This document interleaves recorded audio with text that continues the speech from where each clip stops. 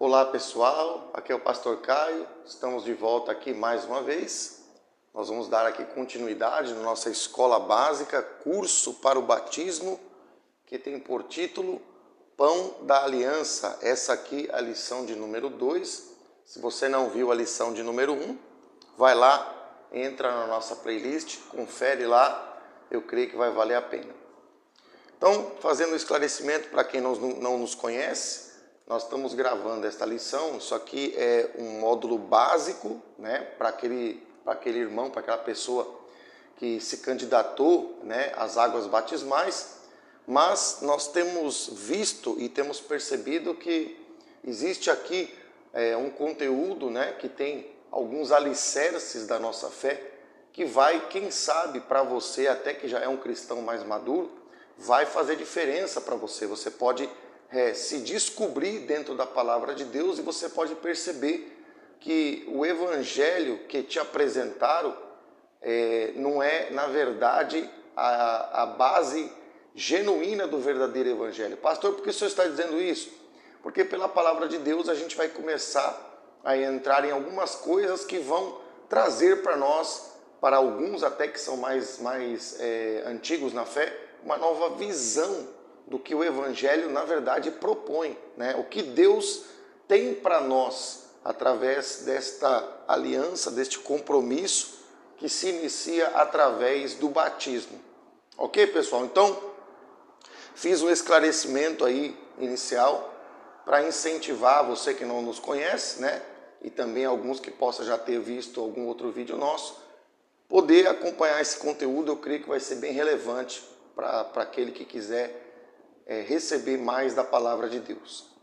Tá ok? Então, o título já está aí, já temos apresentado, e eu quero colocar aqui para vocês, né? Eu quero registrar isso aqui no quadro, né? Nós falamos, né? Se você não viu, vai lá na playlist, como eu já aconselhei aí. Nós falamos acerca do retrato do que é servir a Deus. Então, a gente tem algumas etapas que vão trazer para nós o nosso progresso, né? O nosso progresso na caminhada cristã. Então, a gente começa pela adoração, depois a gente vai para a oferta. Numa terceira etapa, a gente vai para a advertência, ou seja, vamos ouvir, né, uma sinalização de Deus, podemos dizer assim, que é, na verdade, Deus trabalhando para nos avisar do perigo, né, de emboscadas que o inimigo possa ter. Depois nós falamos que na caminhada com Cristo, nós vamos alcançar a condição de aumentar a nossa fé. Então, a etapa aqui de número 4 é o acréscimo da nossa fé. A etapa de número 5, a gente pode registrar aqui, deixa eu mudar de caneta aqui, pode registrar aqui como obediência. Então, a gente falou bastante sobre isso, obediência. A gente falou em pormenores lá na lição de número 1. A etapa de número 6, a gente tem a aliança propriamente dita. Então é aqui que a gente entra em comunhão com o Senhor, né? E a gente entendeu que a aliança, biblicamente falando, ela pode ser sinônimo, né? Sinônimo para Páscoa. Falou sobre isso aí, né? Aqui é a nossa etapa de número 5. E é nessa etapa que a gente adquire o que a gente chamou de RG, vou colocar dessa forma, espiritual. Da outra vez eu não coloquei exatamente assim, aqui mesmo não está assim, mas eu estou colocando ali para entender, né, ficar bem claro. Aí a sétima etapa, a gente falou que tem a ver com o milagre. A etapa de número 8 fala da perseguição, né? Fala da perseguição que nós podemos sofrer por Cristo, né? Perseguição. E a etapa número 7 volta a se repetir, porque é milagre de novo, né? Então, em meio às perseguições, o Senhor proverá mais uma vez para os fiéis o milagre. Então a gente resumiu aqui, pessoal, a gente colocou esse resuminho aqui pelo seguinte motivo: quando a gente estiver desenvolvendo o conteúdo e o slide não estiver aqui, a gente pode se basear naquilo que está registrado aqui, a gente pode fazer menção, né? Então, para isso que a gente está fazendo esse registro, vou até riscar aqui, ó. Isso aqui é o nosso quadro de fé, né? Nosso registro aí. E, finalmente, falando, a gente viu que a dor, ela contempla tudo isso. A gente falou, né, sobre isso, que para viver o evangelho verdadeiro, nós precisamos entender que em alguns momentos nós vamos experimentar coisas que não são agradáveis, isso traduzido numa palavra dor, né? Talvez apresentar um evangelho para você, onde tudo são flores, e Deus vai dar, e Deus vai operar, isso é verdade, mas o evangelho completo não é só isso. O evangelho completo participa da dor. Então, a gente falou, e a gente vai explorar hoje um pouquinho mais disso aí. Muito bem. Então, a gente falou, né, lá na lição, a gente está recordando um pouquinho, que Deus fala: este será o principal dos meses, será o primeiro mês do ano. Por que é principal? Porque está falando do nosso nascimento. Nós falamos sobre isso. Então, como eu tiro lá no cartório o documento quando eu nasço do meu pai e da minha mãe, aqui na terra, lá no mundo espiritual, a gente tem, no novo nascimento, a gente tem também o momento do nosso registro espiritual. Por isso que eu botei lá, RG espiritual. Então, a gente viu que isso tem a ver, ó, Deus fala, será o primeiro mês do ano. Quer dizer, dentro da contagem do tempo, é a partir desse momento que começa a contar a nossa vida espiritual. Muito bem. Aí a gente mostrou para os irmãos que a gente era estrangeiro e que agora nós vamos, a partir do novo nascimento, nós vamos entrar na condição de celebrar a Páscoa, né? A Páscoa é a aliança. E nós vamos então participar da dor, porque a circuncisão era a pele que era cortada do órgão sexual masculino, ela produz dor. Então, a gente vê que na aliança está incluída em algum momento também o experimentar da dor, né? Muito bem. E aí, a gente viu que a consequência disso é que a gente vai se chegar, a gente vai passar a observar, e então, depois da gente se achegar, e aí depois da gente se parar para observar, quer dizer, para prestar atenção nas coisas espirituais, então nós seremos e será como o natural da terra. Quer dizer, agora eu não sou mais estrangeiro, como diz aqui, ó. Eu não sou mais estrangeiro. Agora, né? Agora eu vou ser como natural da terra. Eu vou ser participante da terra do Senhor. Por isso que Jesus nos prometeu uma cidade, né? Deus vai nos levar para a eternidade. Ele falou que ia preparar lugar. Tudo tem a ver com território. A promessa do 5º mandamento é para que Deus fala assim, é para que entres na terra que o Senhor teu Deus te dá. Então quer dizer, Deus quer dar para nós uma possessão, uma vitória.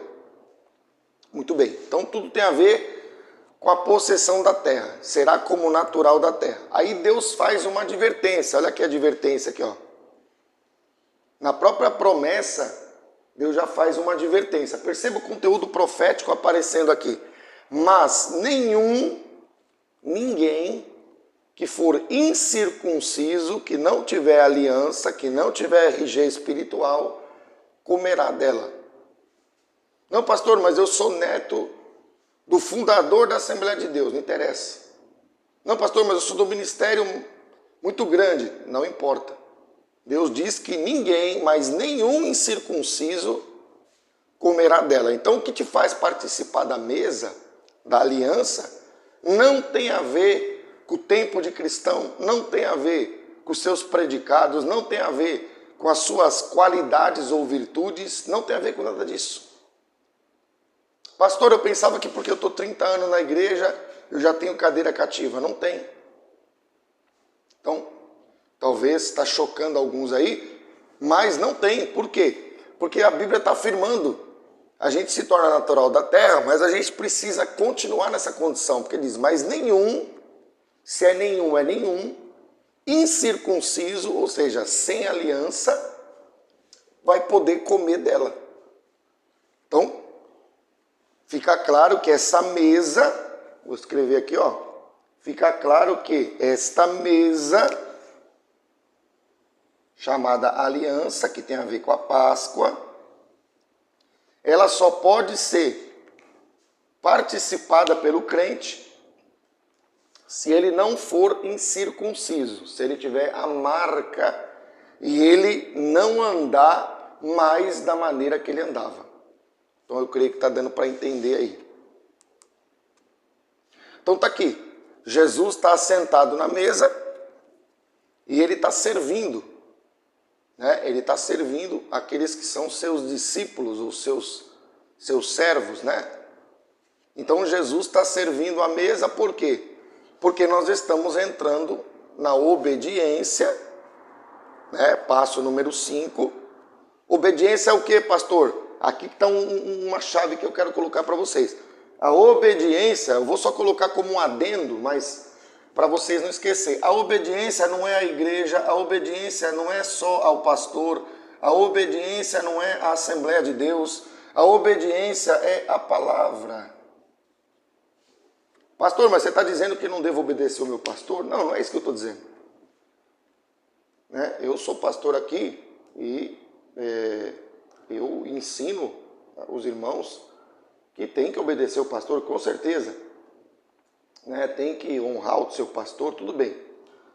Mas o que garante, é isso que eu quero passar, o que vai garantir a tua celebração na mesa é obediência à palavra de Deus. Você pode ser pastor, você pode ser isso, você pode ser aquilo, pode ser cantor, pode ser pregador, pode ser o que você quiser. Se você deixar a palavra de lado e começar a desobedecer, vai ser cancelada a tua aliança. E isso é preocupante. Então a gente precisa abrir seus olhos acerca disso. E aí Jesus começa a dizer para nós, começa a trazer para nós algumas realidades. Ele diz assim, Lucas 10, 20, ele diz, não obstante, alegrai-vos, não porque os espíritos se vos submetem, e sim porque o vosso nome está arrolado nos céus. Então, Jesus está dizendo que eu não tenho que me alegrar em primeiro lugar. Não é que eu não possa me alegrar com isso. Jesus está dizendo que eu não tenho que fazer disso o meu apoio. Note bem. Não é porque os espíritos se submetem a nós. Ou seja, não é porque eu tenho exercido autoridade. Mas eu tenho que me alegrar em primeiro lugar porque o meu nome está arrolado nos céus. Então significa que existe de fato um registro. Olha que interessante. Aonde está esse registro? Nos céus.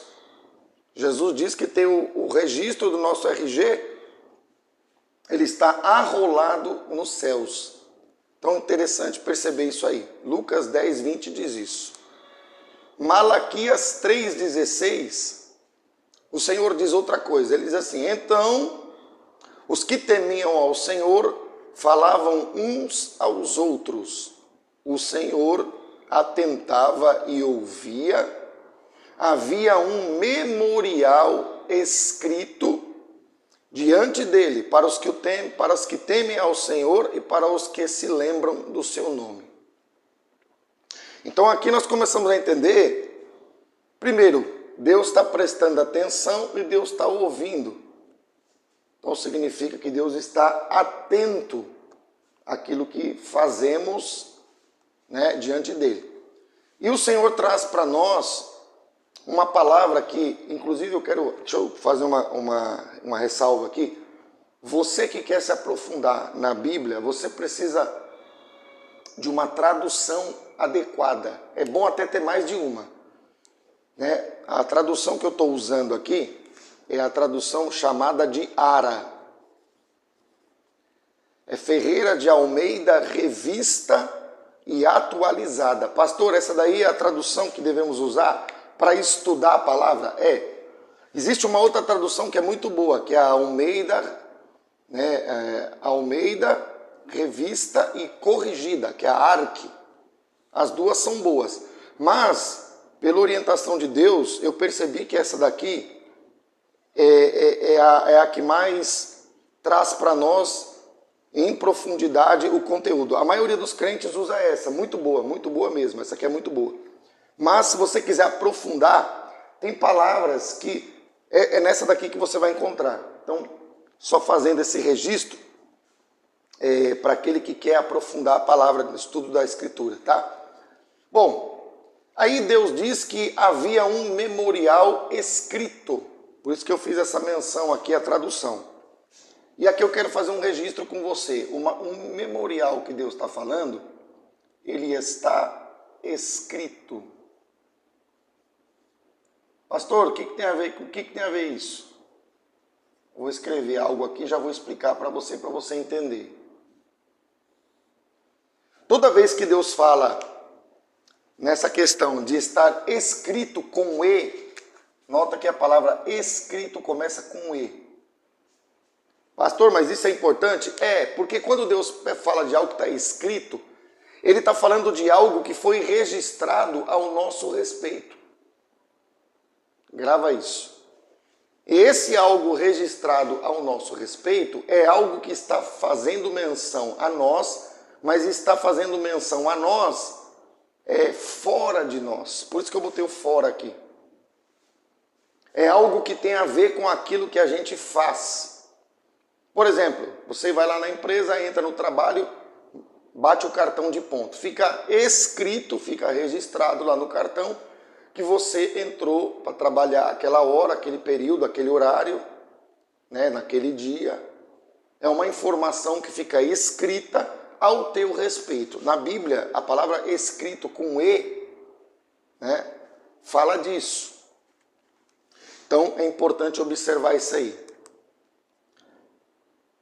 Êxodo 32, 31, só para a gente ter mais base, diz assim: tornou Moisés ao Senhor e disse: ora, o povo cometeu grande pecado, fazendo para si deuses de ouro. Então o povo estava pecando, fazendo uma obra que estava desagradando a Deus. Aí no versículo seguinte ele diz assim: agora, pois, perdoa-lhe o pecado, ou, se não, risca-me, peço-te, do livro que escreveste. Então nota que Moisés está dizendo para Deus: perdoa esse povo, porque se o Senhor não perdoar, eu te peço, risca, né, do livro o que você escreveu de mim. Então, esse texto não está falando que Moisés pediu para Deus cancelar a salvação dele, ou o acesso dele à presença de Deus. Ele falou assim para Deus: Deus, se o Senhor não perdoar esse povo, se o Senhor não quiser usar de misericórdia para esse povo, porque o povo estava pecando muito, eu também peço que o Senhor apague o registro, as obras que eu também fiz, porque eu também sou falho, e o Senhor teve de misericórdia de mim. Então eu estou pedindo para o Senhor fazer com esse povo a mesma coisa. Se o Senhor não quiser fazer, pega a obra que eu fiz para o Senhor, que está registrada ao meu respeito, e apaga. Então, é importante entender isso aí. Mateus 4:10 vai nos esclarecer um pouquinho mais. Ele diz assim: então Jesus lhe ordenou: retira-te, Satanás, porque está escrito com E. Percebe só? Porque está escrito. Olha que interessante. Ao Senhor teu Deus adorarás e só a Ele darás culto. Então Jesus está mencionando a palavra escrito e Ele está trazendo nessa palavra uma confirmação do que eu falei. Por quê? Porque você concorda que está escrito na Bíblia, mas nem sempre está na nossa vida? Vamos colocar assim. Às vezes, claro, todos nós podemos cometer falhas, mas eu estou colocando assim num contexto geral. Às vezes está escrito lá, tem que perdoar. Está escrito lá no livro? Está escrito na Escritura, está escrito lá na Bíblia Sagrada. Mas está na minha vida? Pode ser que em algum momento não. Pode ser que na sua vida em algum momento não. Então, perceba que está escrito fora de nós, mas Deus quer que esteja escrito dentro de nós. Por isso que a palavra escrito com E, como eu estou dando ênfase, ela fala de algo que está fora da gente. Porque está na Bíblia, mas às vezes não está na nossa vida. Então nós temos que nos esforçar, buscar mais a Deus, para que esteja na Bíblia e esteja também em mim e em você. Certo? Então eu acho que está dando para entender. Muito bem. 1 Coríntios 2:9 também traz esse conceito. Mas como está escrito, escrito com E, nem olhos viram, nem ouvidos ouviram, nem jamais penetrou em coração humano o que Deus tem preparado para aqueles que o amam. Então Deus está dizendo a mesma coisa. Está escrito, mas está fora de nós. Nesse sentido aqui, está fora por um propósito. Não é porque está fora de nós, nós estamos desobedecendo. Porque jamais penetrou. Não entramos e não entrou dentro de nós a sabedoria, o entendimento completo de tudo que Deus tem preparado lá na eternidade. Então você percebe, se não penetrou, é porque está do lado de fora. Então confirma que escrito é algo que fala de nós, que tem a ver ao nosso respeito, menciona nós, mas que ainda não se completou em nós, está do lado de fora, que é o que eu coloquei aqui. Muito bem. Então, Jesus, ele vai fazer a aliança conosco, a Páscoa, e conforme a gente vai cada dia mais fortalecendo a aliança, aquilo que está do lado de fora, que está lá na Bíblia, vai entrando dentro de nós. Então isso é um processo, né? Por isso que tem essas etapas aqui. A gente vai aprendendo com Deus e mais do que está aqui vai sendo introduzido dentro de nós. Acho que está dando para entender, né? Então tá aí. As etapas que eu registrei, nós temos ela aqui. E aqui nós vamos trazer um conceito que é fantástico, pessoal. Um conceito assim maravilhoso. Por quê? Eu achei maravilhoso, mas ao mesmo tempo pode ser preocupante. Porque quando você vai registrar um documento, seja aí no mundo secular, seja para uma vaga de emprego, seja para um cadastro que você faz para uma empresa na internet, todo documento ele tem os dados cadastrais, certo? Você vai lá fazer uma inscrição, vai lá tirar um passaporte, vou dar um exemplo aqui. Nome da mãe, vão perguntar, nome do pai, dia do nascimento, casado ou solteiro, vão perguntar, residência e tal. Quer dizer, vão perguntar os seus dados. Né? Isso não é só para tirar passaporte, isso é para uma ficha de emprego, isso é para um cadastro numa loja. Então, tudo que é documento, ele tem uma exigência, tanto no espiritual como no natural. Eu estou usando o exemplo natural para a gente ir para o espiritual, que haja um preenchimento de dados cadastrais, que são esses dados aqui, ó. Então significa que para mim ser de Deus, verdadeiramente, para mim passar pelas águas do batismo e andar em novidade de vida da maneira que Deus quer, eu tenho que ter um documento, um RG e mais. Eu tenho que ter os dados cadastrais, que são esses aqui que Deus já mencionou, já revelou para nós. Por quê, pastor? Porque eu preciso ter uma ficha espiritual. Ah, pastor, eu pensei que o que me cadastrava na igreja é que eu tenho a carteirinha de membro. Pois é, está enganado. A carteirinha de membro, ela é válida por um motivo. Para que você possa, por exemplo, como aconteceu comigo, quando eu pertencia a uma outra igreja, eu fui lá, viajar lá para outro estado, e eu chegando lá, eu tinha uma carta, eu tinha uma referência da igreja que eu era. Então, nesse sentido, tem uma utilidade, tem um porquê. Mas, eu quero frisar isso para você, o verdadeiro documento que nos liga a Deus e que nos faz ser reconhecidos como que temos aliança, é esse documento aqui, são esses dados cadastrais. Olha que interessante, quer dizer, eu posso ser membro de uma igreja e eu não ser um adorador, eu não dar uma oferta de verdade, eu não ouvir as advertências proféticas, eu não estou preocupado em que a minha fé cresça, eu não ando em obediência à palavra, eu até obedeço à igreja, eu até obedeço o pastor, eu até obedeço o estatuto da igreja que eu pertenço, tá certo? Perfeito, mas eu não obedeço à palavra. Eu não tenho aliança por causa de faltar esses itens, eu não vou viver milagre e eu também não vou, a princípio, viver perseguição. Então Deus está mostrando para nós que tem muita gente enganada, tem muita gente iludida. Por quê? Porque ele pensa que porque ele crê em Jesus está tudo resolvido. Deus diz lá no versículo, nós lemos, enfatizamos, eu estou trazendo aqui, vamos grifar, nenhum incircunciso comerá dela, da aliança da Páscoa. Quer dizer, eu sou crente, mas sou incircunciso, eu não participo, porque o meu documento tá cancelado. Entende? Então, como é que a gente confirma isso? Vamos pegar isso aqui na Bíblia para a gente poder ver se isso que eu estou falando é verdade. Olha que interessante. Salmo 56. Olha que salmo interessante para a gente analisar.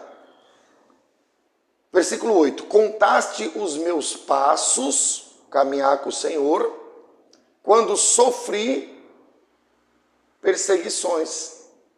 Recolheste as minhas lágrimas no teu odre, não estão elas inscritas no teu livro? Olha que interessante, presta atenção, esse versículo é um versículo poderoso para a gente entender isso. Deus está dizendo que quando ele chorou minhas lágrimas, está confirmando dor. Evangelho não é só sorrir, está confirmando a dor. E quando ele sofreu perseguição, está confirmando aqui, ó. Está confirmando aqui. Quando ele sofreu perseguição e quando ele chorou, quando ele passou por um momento de dor, olha o que aconteceu. Na ficha espiritual desse crente, desse salmista, isso foi, ele faz uma pergunta, mas a pergunta já intui uma resposta. Não estão elas inscritas no teu livro? Perceba que aqui está aparecendo inscrito. Aqui está aparecendo a palavra agora diferente. Inscrito.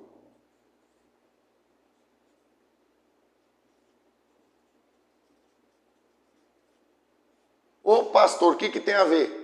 Significa que quando ele sofreu a perseguição, que ele participou da dor, e quando ele chorou, né, que participou da dor, e quando ele sofreu a perseguição, que é um dos itens aqui, é nesse momento que o documento espiritual foi autenticado.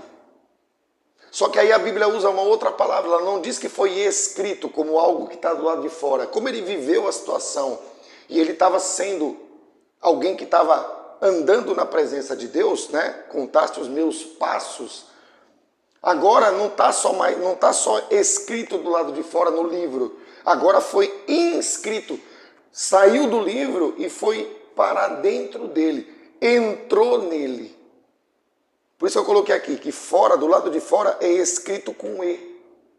E do lado de dentro é inscrito com I. Percebeu? Com E do lado de fora. Coisas que têm a ver ao nosso respeito. Quando o que está do lado de fora vem para o lado de dentro, agora não é mais escrito só, agora foi inscrito, está aqui. Começa com I a palavra, é diferente por essa palavra, por essa letra.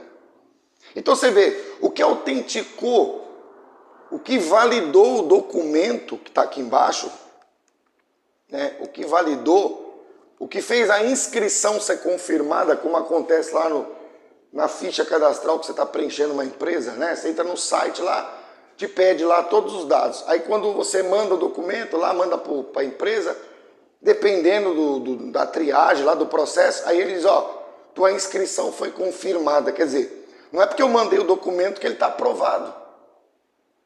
Estou falando nos homens, na realidade secular aqui, no mundo natural. Com Deus é a mesma coisa. Não é porque tu tem uma carteirinha de membro que está escrito que tu é cristão daquela igreja, daquela denominação, que tu está inscrito no reino de Deus. O que vai confirmar a tua ficha, é isso que Deus está mandando falar aqui. O que vai confirmar a tua ficha é quando você viver estas etapas e suportar as adversidades para provar para o mundo espiritual e até para o diabo, porque Deus já sabe quem a gente é, mas para provar para o mundo espiritual e até para os demônios, que você tem o que está do lado de fora, do lado de dentro. Que você não é só alguém que tem o nome escrito. Você é alguém que tem dentro de você a inscrição de Deus. Entrou dentro de você. Você lembrou da palavra, você suportou, você experimentou aqui, a dificuldade, né, que nós vamos colocar aqui, Você suportou as lágrimas, né? E você suportou as perseguições. Por que você suportou? Porque você se lembrou que Jesus foi perseguido. Então você falou, não, tenho que ser fiel, tenho que andar com Deus. E quando você passou naquele teste, o que estava escrito, que era para aquilo que é para você obedecer, saiu do lado de fora e foi para dentro de você. Confirmou o teu cadastro. Que é o que eu coloquei aqui, né? Eu fiz um registro aqui, fiz um slide, né? Para poder chamar a atenção aqui, Vamos ver se ele volta aqui. Pedido de inscrição confirmado. Quer dizer, é nesse momento que acontece. Entende isso? Deus está me dando uma figura, não sei porquê, mas Deus está me dando uma figura. Vou colocar aqui. O intuito é usar figuras de linguagem, mas para que você entenda. É como um homem e uma mulher, né? Eles casam na igreja, mas quando é que o casamento é consumado? Quando eles coabitam. Na igreja está escrito lá, fulano de tal está casado com a fulana de tal. Está escrito no papel, do lado de fora. Mas quando um homem e uma mulher vai lá na noite de núpcias e se ajunta, é ali que a inscrição acontece, é ali que o casamento é validado. Entendeu? Então, acho que está dando para entender que tem muita gente que pensa que está e não está.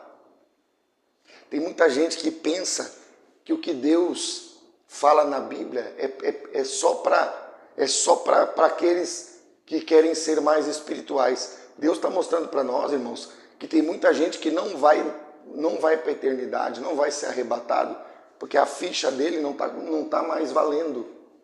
O documento espiritual dele está vencido.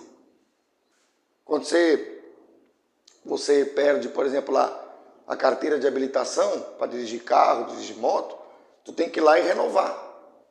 Por quê? Para ficar em dia. Com Deus é a mesma coisa. Isso aqui tem que estar atual. Entende isso?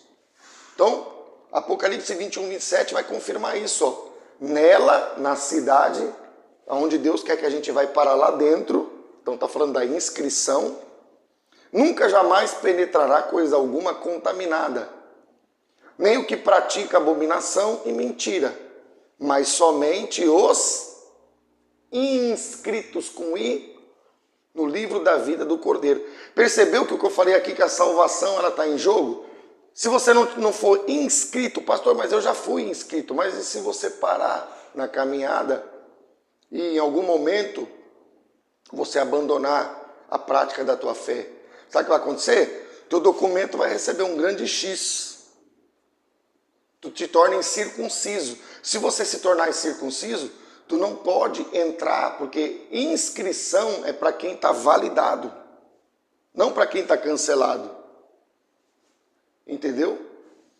Então você vê que a Bíblia está usando a palavra, perceba a preciosidade da palavra inscrito. Só vai lá parar lá na cidade, porque Deus ele fala uma coisa assim, parece que Deus está gastando, está meio redundante. Pastor, o que é redundante? É uma coisa que parece que está a mais. Parece que está sobrando na Bíblia, mas não está sobrando. Deus está garantindo. Nela, na cidade, aí Deus usa uma expressão aqui meio redundante. Nunca, jamais. Espera aí, pastor, nunca e jamais não é a mesma coisa? É. Mas por que Deus fala duas vezes? Nunca e jamais. Penetrará. Não vai passar para o lado de dentro de jeito nenhum. Coisa alguma contaminada. Quer dizer que se eu for contaminado, eu cancelo a minha inscrição. Se eu cancelar a minha inscrição, eu não posso entrar na cidade.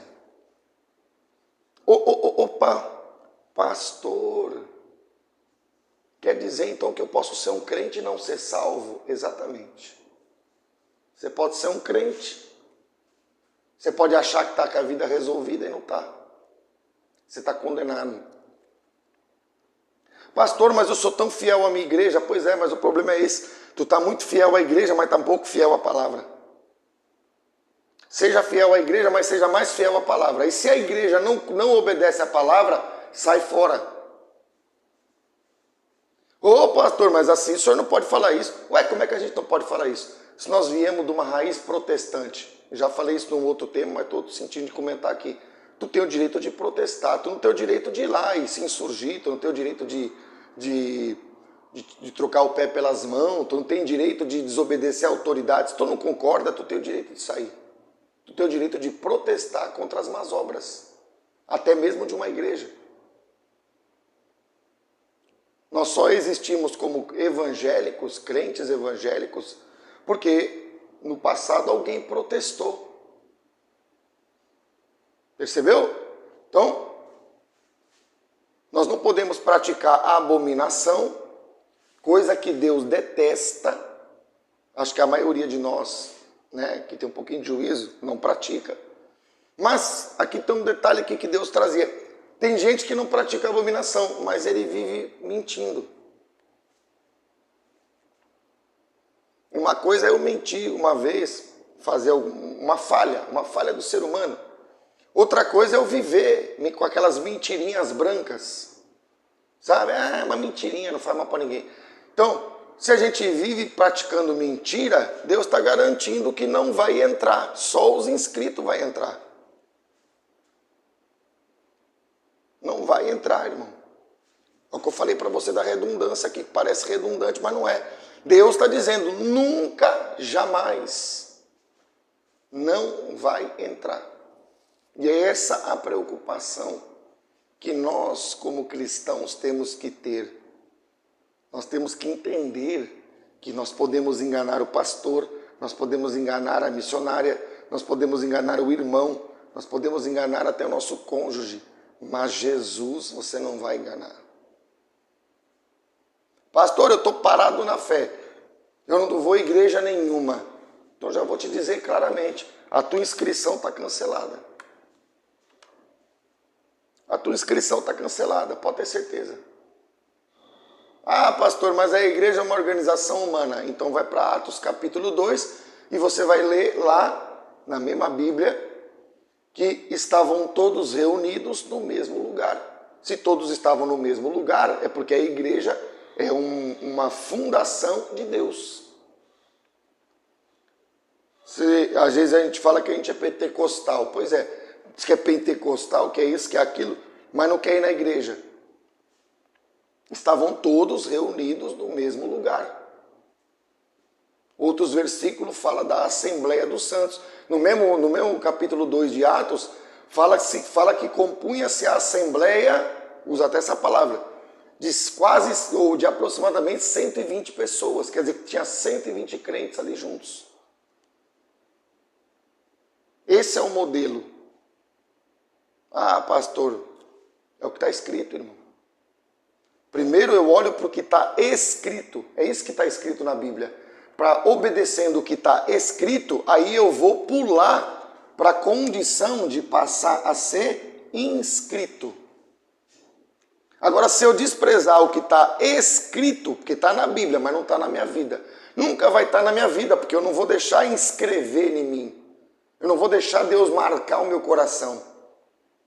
E porque eu não vou deixar, não vou ter documento, o documento vai tomar um X aqui, e Deus diz que nunca, jamais vai penetrar. Não vai penetrar. É isso. E aí eu comentei da mentira. Por que a gente não pode viver com esse fruto mau? Por quê? O diabo é pai da mentira. Se você vive mentindo, ele pode te adotar. Você vira um órfão, porque o teu documento é cancelado. Então, se você não tem mais RG válido, tu está como espiritualmente, tu é órfão. Aí o diabo vem, ele é o pai da mentira, ele te adota. Tem muito crente que está fora da igreja que ele já adotou. Daqui a pouco o cara está falando uma coisa, ele mente. Daqui a pouco não sei o quê, ele mente. Ah, mas não tem problema, esses crentes aí, então tá bom. Mas Deus está avisando. Eu estou dando para você, através do ensino, uma advertência profética através do que Deus está revelando. Enquanto é tempo, ó, o terceiro item aqui, adoração, oferta, advertência. Deus está advertindo. Pastor, por que é importante o lado profético? Porque antes de Deus expulsar Adão e Eva de dentro do jardim, ele avisou. Ele estava na melhor igreja. Aqui vai um recadinho para quem... Ah, mas a igreja, o pastor é não sei o quê. Ah, mas a igreja não sei quem, não sei o que lá. Aí a gente fala que o problema é a igreja, mas na verdade, irmão, o problema é você. O problema pode ser nosso, sabe por quê? Adão estava na melhor igreja que existe, o Jardim do Éden, chamado de paraíso. A melhor igreja, não havia pecado.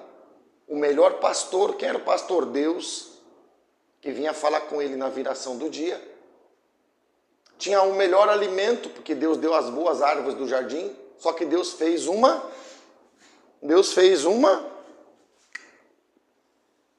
advertência. Deus avisou. No dia, Gênesis 3,17, se não me engano. Deus falou, mas da árvore que está no centro do jardim, do dia que dela comeres, certamente é certo, você vai morrer. Pergunta para você meditar comigo. Morreu? Será que morreu? Eu pergunto para você então de outro jeito. Será que tem alguma coisa que nasce e vive para sempre? Por que nasce e tem que morrer? Porque Deus falou, vai morrer. Pastor, mas os animais não pecou. Mas a Bíblia diz em Gênesis 3,19 que ele amaldiçoou a terra. Por isso que Deus começou aqui dizendo que quer dar uma nova terra. Ele amaldiçoou não só a sua vida, ele amaldiçoou o que estava à sua volta. Aí o animal nasce, o cachorro nasce, ele tem que morrer. O gato nasce, tem que morrer. A vaca nasce, tem que morrer. Tudo que é animal tem que morrer. Você nunca se perguntou por que da morte? A morte vem daí. Significa que quando você cancela o seu RG, quando você cancela a tua ficha, não é só você que vai morrer se você não mudar de atitude.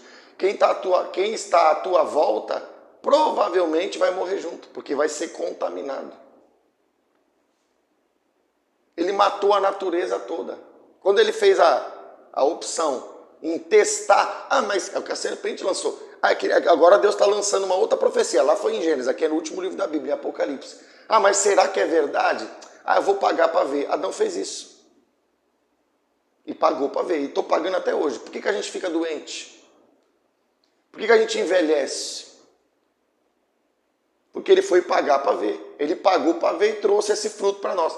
Só que agora Deus está falando que o que nós vamos, se nós não ouvir, não foi inscrito, nós vamos pagar para ver uma realidade muito pior. Porque quem não estiver na cidade, sabe onde vai estar? No inferno e depois no lago de fogo. Então Adão e a morte prova, a Bíblia se prova como verdadeira, porque lá em Romanos, se não me engano, a Bíblia diz assim, ó, o salário do pecado é a morte. Vê se tem algum ser humano que vive para sempre. Ah, pastor, como é que eu posso saber que é verdade? O primeiro homem pecou, matou ele, matou tudo que está à volta. Romanos vem e confirma e diz, o salário do pecado é a morte, mas o dom gratuito de Deus é a vida eterna. Então, eu estou vendo que a morte, eu estou vendo a morte todo dia. Eu estou tendo testemunho da morte, mas ele diz que o dom gratuito de Deus é a vida eterna. Então, eu também vou acreditar na sequência do verso. Se eu obedecer, o que eu vou ganhar? Vida eterna. Percebeu? É seríssimo isso, irmãos. Eu ando muito preocupado, como pastor, assim como cristão também, né? Eu ando muito preocupado porque eu percebi que a maioria dos crentes está vivendo um engano. É nominal. Ele tem escrito, eu sei o versículo tal, eu sei a passagem tal. Você sabe aonde está escrito? Está lá fora de você, está lá no livro, mas não está escrito dentro de você. Pastor, o senhor está me acusando? Não, eu não estou acusando nem deixando de acusar. Eu estou advertindo segundo o que diz a palavra do Senhor, segundo o que diz a Escritura. Amém? Então, Deus traz aqui, versículo da lição anterior, Êxodo 12, 3, né? Falai a toda a congregação de Israel. Isso aqui que Deus está falando é para todo mundo. Falai a toda a congregação. Não é para meia dúzia, não é para os crentes de banco, não é para o grupoinho menos privilegiado. Ah não, pastor, eu sou do ministério aqui, eu sou da elite. Falai a toda a congregação. É para todo mundo. E cada um tem que tomar para si o cordeiro, quer dizer, cada um tem que tomar para si a responsabilidade para fazer parte da família, né? Segundo a casa dos pais, um cordeiro para cada família.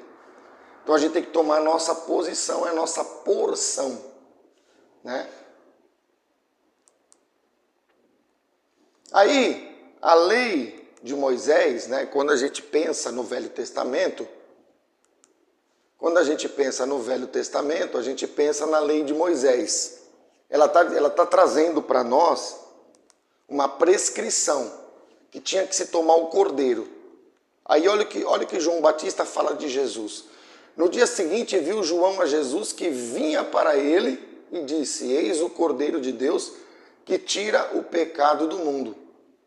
E aqui eu quero chamar a atenção para um detalhe muito importante. Se você ler Mateus capítulo 11, 28, só se eu tiver errado aqui, mas eu creio que é isso aí. Depois os irmãos podem até ir lá conferir. Mas Jesus disse, vinde a mim. Então, não espera a igreja fazer algo por você. Jesus primeiro disse, vinde a mim. Quer dizer que é eu que tenho que me cutucar de maneira a eu me dispor a ir até a igreja. Jesus disse, vinde a mim.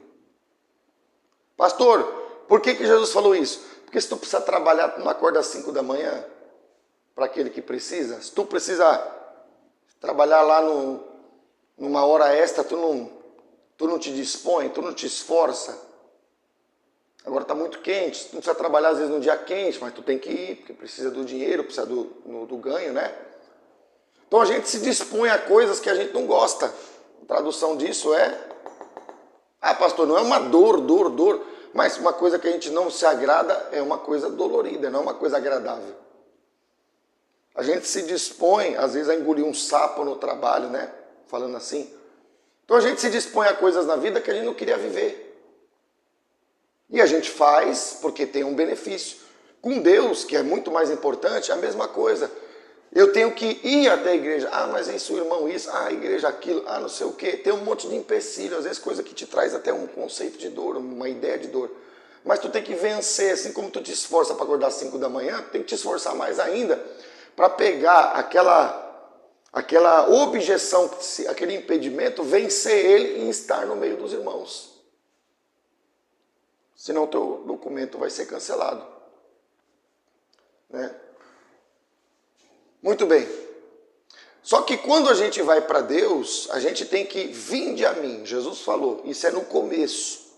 Agora, quando a gente faz a nossa parte, quando a gente vence as nossas dificuldades e vai até a igreja, que é a representação da comunhão dos irmãos, aliança tem a ver com 2 ou mais. Não dá para ter aliança eu na minha casa. Ah, não, eu estou com Cristo em casa.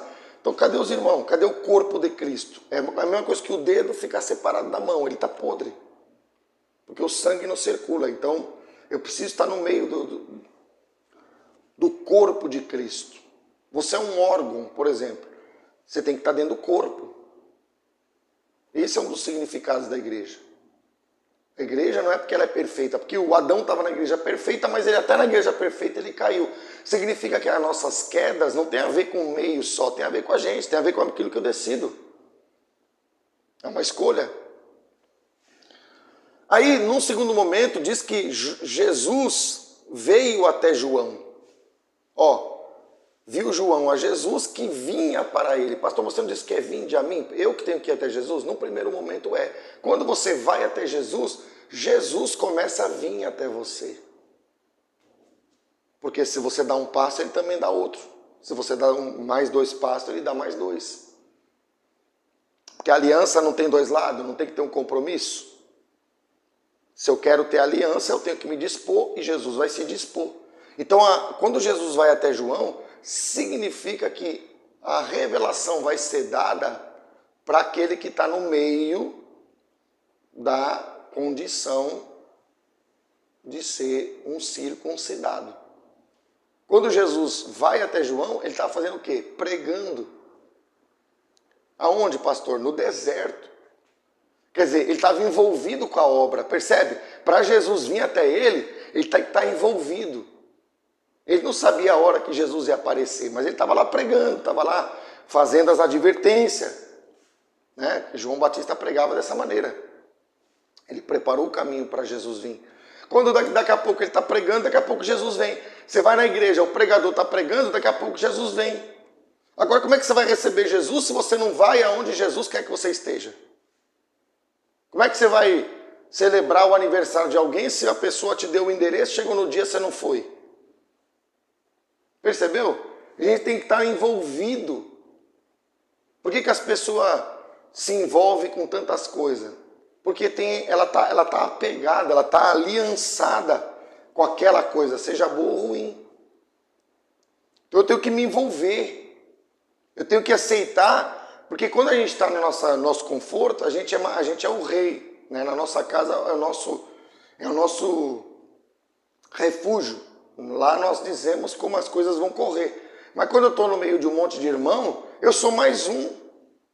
Tem gente que não vai para a igreja porque ele não quer ser mais um. Pois é, mas evangelho é Deus chamando a gente para descer.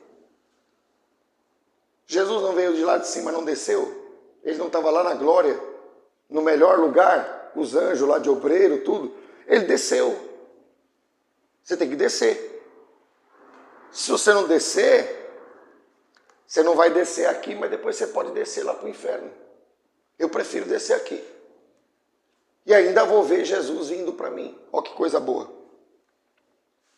Coisa boa, né, irmão? E João 15,15, olha como Jesus, no primeiro momento, nos trata. Ele diz assim, já não vos chamo servos, porque o servo não sabe o que faz o seu senhor. Quer dizer que no começo, ele nos trata de uma maneira a nós treinar para que a gente aprenda a servir. Quando você está inscrito, quando você passa esse teste, aí ele vai dizer, mas tenho-vos chamado amigos, porque tudo quanto ouvi de meu Pai vos tenho dado a conhecer.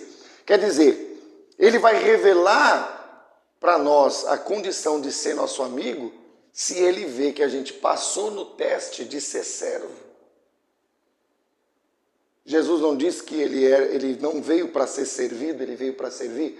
Então, tem muita gente que lê, fala o versículo, mas está escrito, mas não está inscrito. Você já entendeu?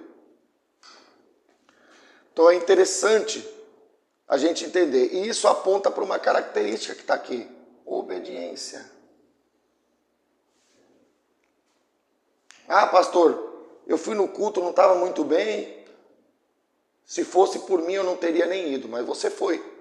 Significa que contra tudo e contra todos, e contra até você mesmo, que estava indisposto, você venceu as adversidades, venceu a si mesmo, e você provou para Deus que você é obediente. Para que eu tenho que ser obediente? Para confirmar o teu documento. Entende isso? Então, o caminho da intimidade, para você pular de servo para amigo, é obediência. Se a gente não aprender a obedecer, para que a gente serve? Tu tem um chefe, tu tem que obedecer. Tu tem uma autoridade legislativa, executiva e judiciária, tu tem que obedecer. Tu tem um governo que às vezes tu não concorda aqui na terra, estou falando, mas tu tem que obedecer. Percebeu? A gente tem que obedecer nesse sentido maior. Agora, se eu obedeço o homem, por que eu não vou obedecer a Deus? Que sentido faz isso? O cara te cobra lá o imposto, tu é obrigado a pagar. Quer dizer, tu pode ser um fora da lei, mas aí já entra outras questões. Mas estou falando assim como exemplo, né? Para nós estar alinhado com o que Deus pede de nós. Tu compra um produto, tu está pagando imposto, tu está obedecendo a uma imposição. E essa imposição não é divina, é humana. E tem que obedecer, e a gente obedece, a gente paga o imposto, nem sabe que está pagando. Agora, quando Deus manda a gente obedecer, é porque Ele quer nos promover, Ele quer que a gente seja amigo dEle. Então, eu creio que está dando para entender.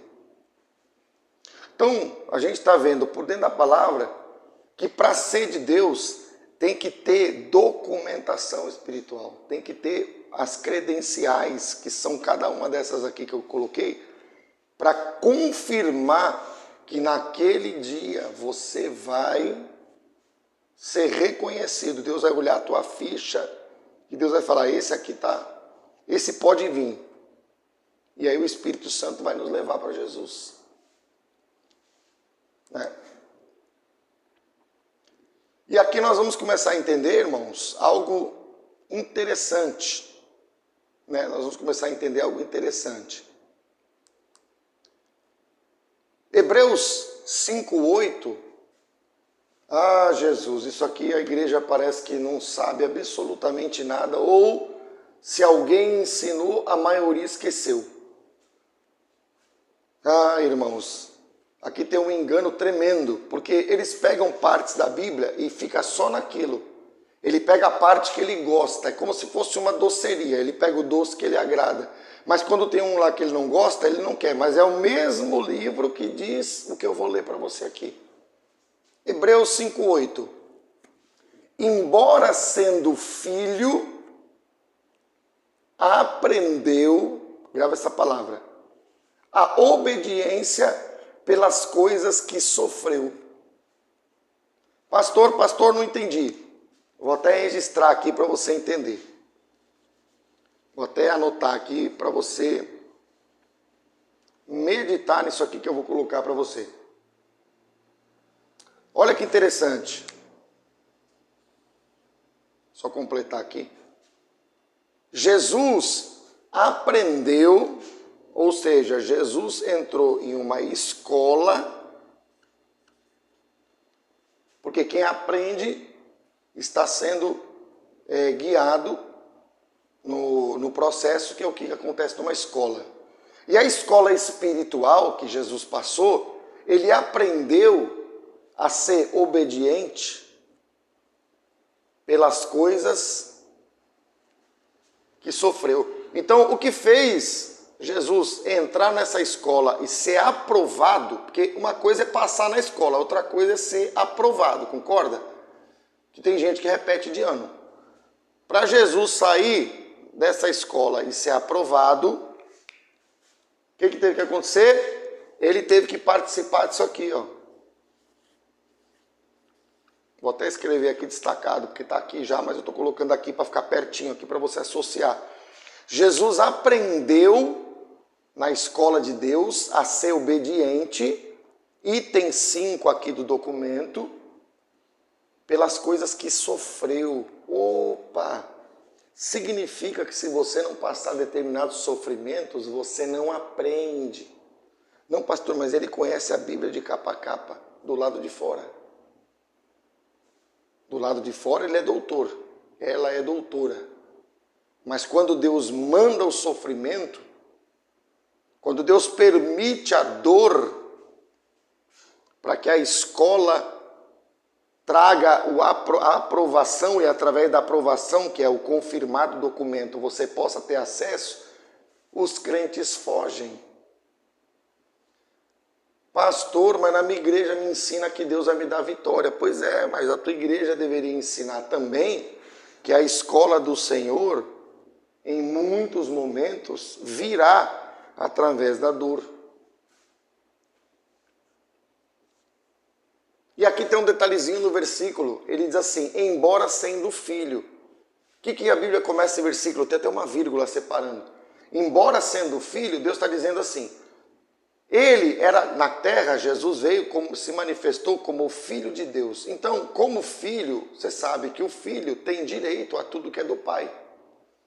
Então, a metade do evangelho que essa geração tem ouvido é a condição, né? Vou procurar um lugar aqui, eu acho que vou até apagar isso aqui. Como o dor está aqui, eu posso botar esse dor para depois aqui.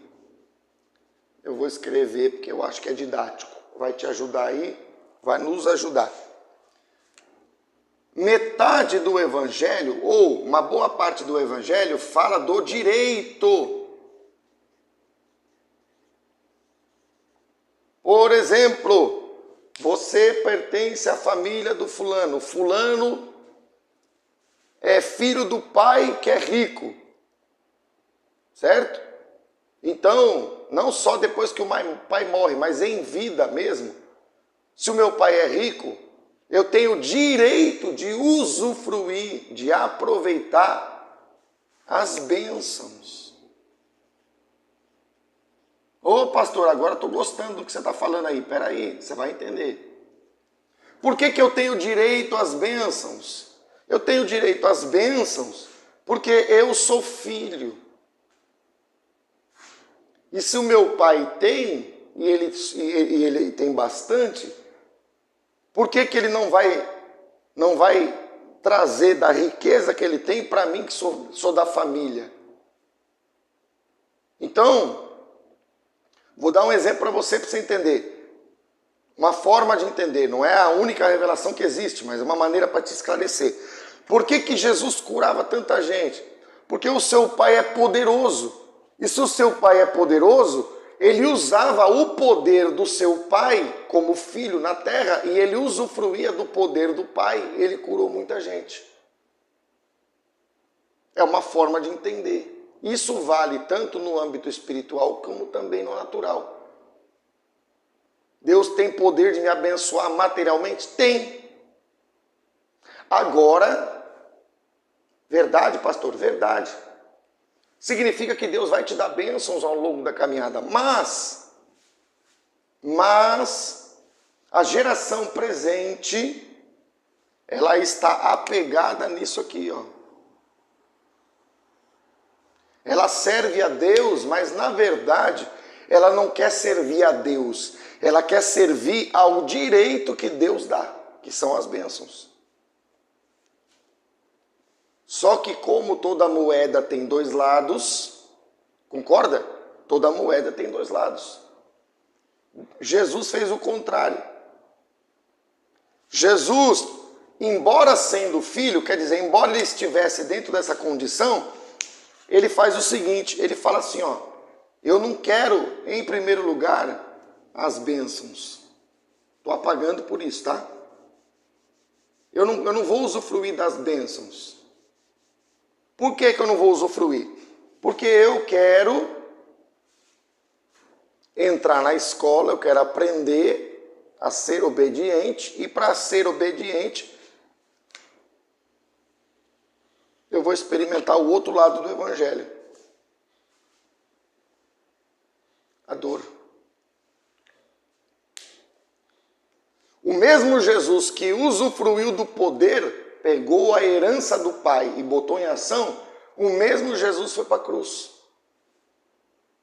O mesmo Jesus foi chicoteado, foi traído, foi humilhado, colocaram coroa de espinho, foi zombado, foi desprezado pelos seus.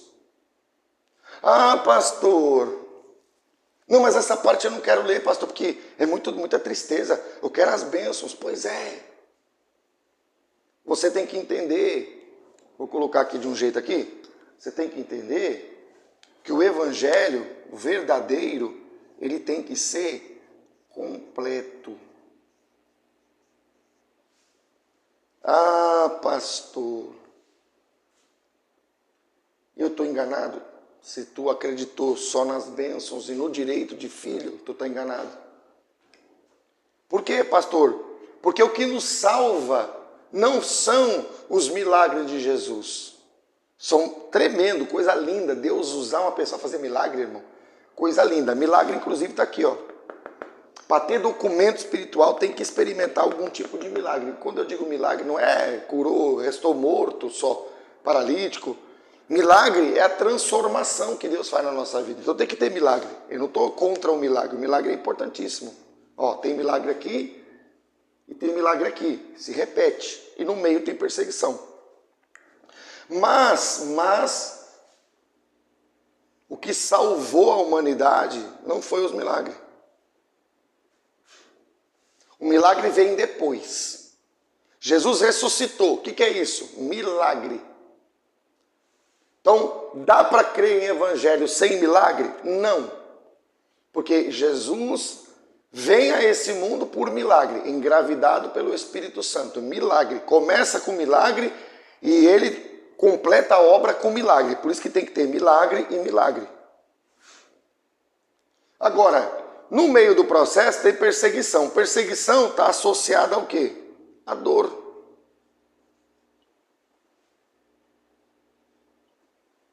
E o que tem a ver com a dor? A dor é a escola que vai trazer a aprovação. Estou frisando para você. E é a aprovação do evangelho completo que te leva para a eternidade.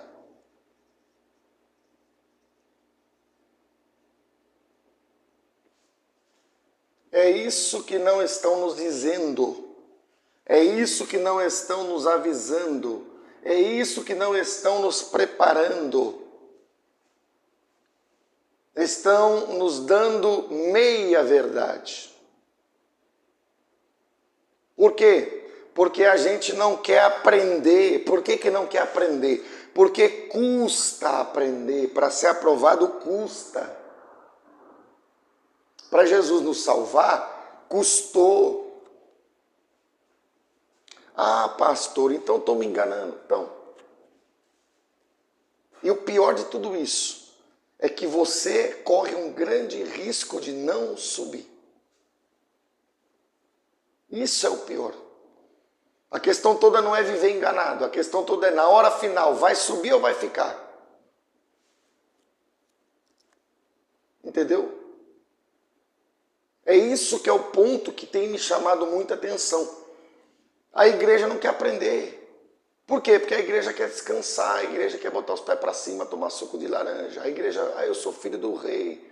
Só pega os versículos que falam de vitória, de direito, de receber. Por isso que Deus havia me avisado, e eu vou colocar aqui, vou fazer outra advertência, que vai vir muitas catástrofes, vai vir muita dor na terra. Esse ano aqui, Deus mostrava para mim que vai vir muitas coisas, que vai trazer muita dor. porque a igreja não quer aprender. Então Deus vai levar a igreja, para poder salvar mais alguns, Deus vai levar a igreja para a escola, só que vai levar obrigando. Pastor, mas isso daí não é justo, eu tenho que aceitar Jesus porque eu quero. Pois é, Deus não está obrigando você, mas Deus tem o direito de mexer no tempo, Deus tem o direito de mexer no mar, Deus tem o direito de mexer no sol, Deus tem o direito de mexer naquilo que Ele fez. Porque se Ele colocou tudo para nós aqui usufruir e a gente não está dando valor, Ele tem o direito de tirar. Ele tem o direito de, no dia que era para estar sol, tá chuva. Ele tem o direito de permitir que eles criem um vírus lá, que nem a pandemia, que matou aí quase 1 milhão de pessoas no Brasil.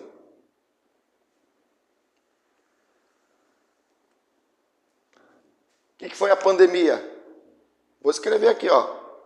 Muito disso aqui. Só que, apesar disso, não só a igreja, porque Deus está permitindo isso com todas as pessoas, apesar do povo experimentar bastante dor, parece que não foi suficiente. Então Deus vai permitir mais. Vai vir outra pior. Já vou te avisar. Ah, pastor, não fala isso. Ué, se encaminha na escola, porque para Deus te guardar, só com aprovação. Porque o problema não é morrer aqui, irmão. Morrer aqui vai morrer. O problema é para onde foi. Fulano morreu, tá bom. Ah, tá numa melhor. Tá numa melhor nada. Esse é o problema. As pessoas não estão falando o que é mais importante. A tua salvação. Então, nós temos que se concentrar nisso aqui. Que é o que está aqui. Olha a continuação aqui, ó. Vamos pegar o versículo aqui para poder ver como é que completa. Não pegar um texto sem contexto. Olha a continuação do Hebreus.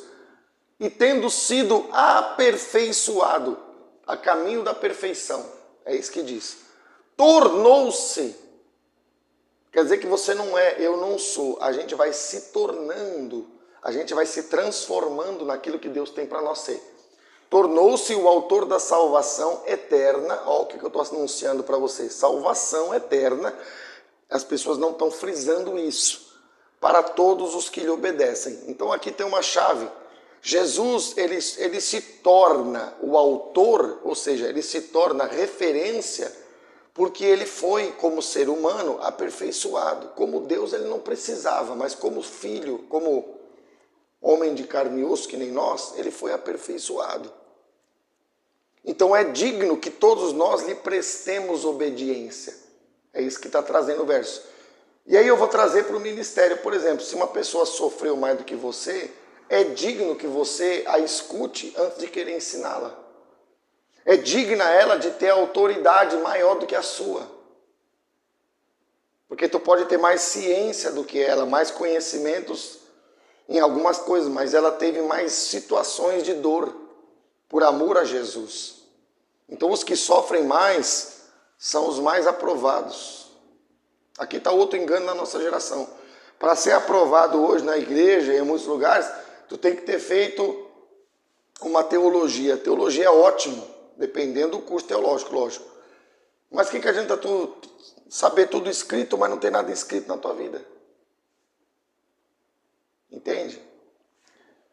Então, a aprovação, ela é conquistada dia após dia. Jesus disse, aquele que quer vir após mim, negue-se a si mesmo. Tem a ver com isso aqui.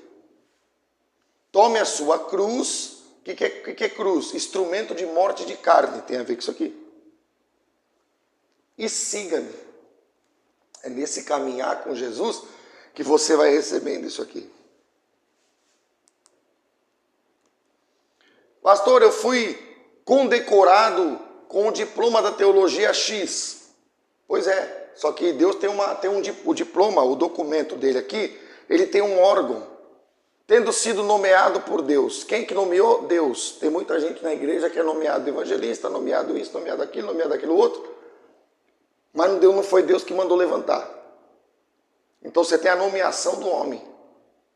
Mas para ser nomeado por Deus, é diferente. Aí ele diz, Tendo sido nomeado por Deus sumo sacerdote, ou seja, acima de todos, sumo é o maior, segundo a ordem de Melquisedeque. Significa que, eu coloquei aqui para fazer um exemplo, quando você tira um documento na terra, além dos dados cadastrais, que eu coloquei aqui, é título de exemplo, que você tem aqui os dados cadastrais, você vai olhar no documento, eu coloquei aqui, sobrescrevi, só para destacar na cor preta, que você vai ver no documento, está escrito assim, órgão expedidor. Ou seja, aquele documento, ele é verdadeiro ou ele é falso? Porque eu posso fazer uma identidade falsa, posso ou não posso? Posso pegar uma impressora e posso copiar uma nota de R$100 e vai sair uma nota, olhando assim, ela vai parecer que é uma nota verdadeira. Você vai ver que ela é falsa na hora que você pegar ela. Que ela não tem algumas coisas que a nota verdadeira tem, mas olhando assim parece verdadeira. Pois é, o documento da terra tem um órgão que expede esse documento. Não tem? Por exemplo, eu nasci em São Paulo, tá lá, órgão expedidor, SSP. Porque tem a ver com o estado da cidade onde eu nasci. Na Bíblia Sagrada, o órgão expedidor é a ordem de Melquisedeque. Então você pode ter a aprovação do Instituto ABC, mas se você não tiver a aprovação segundo a ordem de Melquisedeque, porque Jesus foi nomeado sumo sacerdote segundo a ordem de Melquisedeque, segundo este instituto divino. Percebe? Então é perceptível, irmãos, que tudo tem um padrão. Se não tiver de acordo com o que Deus pede, não tem aprovação. E se não tem aprovação, não tem direito à eternidade. O problema não é nem ter as bênçãos. Não vou nem tocar na bênção, porque se também não tem aprovação, algumas bênçãos também ficam retidas. Mas o problema é que não vai ser salvo. Não, pastor, mas eu tenho o diploma de pastor, eu tenho a carteirinha da Assembleia de Deus, eu sou como é que fala? Que eles falam? Convenção. Tudo bem, tudo ótimo. Agora eu pergunto, tem o documento segundo a ordem de Melquisedeque? Porque Abraão foi pagar dízimo para Melquisedeque. E não foi Melquisedeque que referenciou Abraão no primeiro momento. A Bíblia diz que Melquisedeque vai até Abraão. Ou seja, o verdadeiro profeta, ele também obedece o mandado. Não, pastor, eu estou aqui, mas eu estou servindo a Deus aqui. Mas às vezes Deus manda tu fazer uma missão. É ali que teu documento também vai ser validado, na hora que tu obedece. Onde está isso, pastor? Está aqui. Percebeu? Então, uma maneira de referenciar para você. Agora a gente vai fazer algumas comparações do Velho Testamento com o Novo para a gente confirmar o que Deus tem falado e também o conteúdo propriamente da Santa Ceia, porque depois que se batiza a gente vai participar do corpo e do sangue de Cristo, que é a representação do pão, que é o corpo, e o sangue é o vinho, que a gente usa o suco de uva, né? Para poder não tentar as pessoas com bebida alcoólica. Então ele diz assim, mas se a família for pequena para um cordeiro, isso é no Velho Testamento, então convidará ele o seu vizinho, comunhão, né? Aliança, seu vizinho mais próximo, conforme o número de almas, conforme o que cada um puder comer. Por aí calculareis quanto bastem para o cordeiro. Perceba uma coisa. Primeira coisa que ele diz, que tem gente que pode comer, quanto cada um puder comer. Significa que tem gente que pode comer mais e significa que tem gente que come menos. Pastor, como assim? Se tu está andando com Deus na escola e tu tem mais intimidade com Deus, o teu paladar espiritual ele é mais desenvolvido. Uma criança recém-nascida come tanto quanto um adulto? Não. Ele come porque ele está na tenridade, ele ainda está papinha, ele come um tipo de comida e ainda come em quantidade pequena. Conforme ele cresce, ele vai comer quantidades maiores. Espiritualmente é a mesma coisa. Conforme você cresce, o teu paladar ele fica mais aguçado. Tu sente o cheiro de longe do alimento, né? Então tu percebe mais a palavra do que os outros. Por quê? Porque tu já está desenvolvido naquilo ali. Então ele está dizendo, a gente não pode ser guloso no sentido de querer comer tudo uma vez, porque às vezes o que cada um puder comer fala de a gente tem que ir na medida que a gente está vivendo. Entendeu?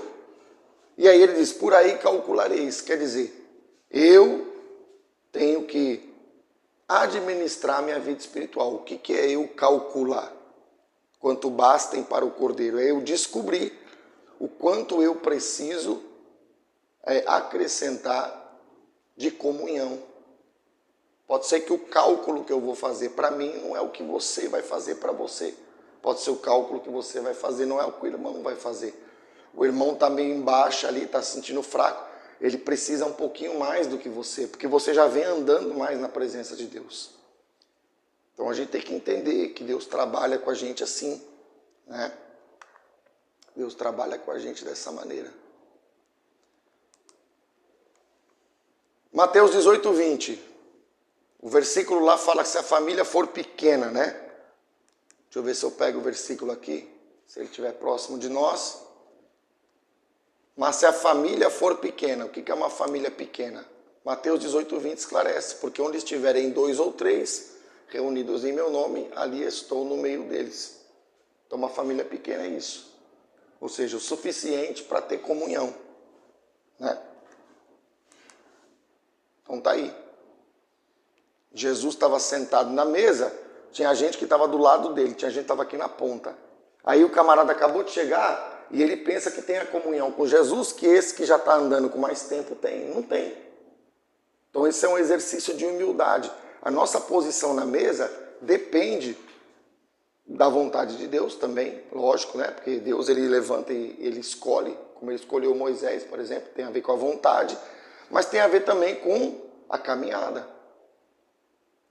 Tem coisas que Deus fala para o fulano que não fala para mim. Por quê? Porque ele está mais perto de Jesus na mesa. Então aí a gente entende que é um exercício de humildade. Por isso que estar no meio dos irmãos é necessário. Porque é ali que tu vai te descobrir. É ali que tu, ficando em casa que nem um rei, ficando lá no conforto do teu lar, tu vai ser o senhor de si mesmo, né? A irmã vai ser a senhora de si mesma. Agora quando tu está no meio do irmãozinho, tu descobre que o irmãozinho não tem metade do conhecimento que você tem, mas ele tem 3 vezes mais em comunhão com Jesus do que você. E aí tu vai, esse irmão vai ser...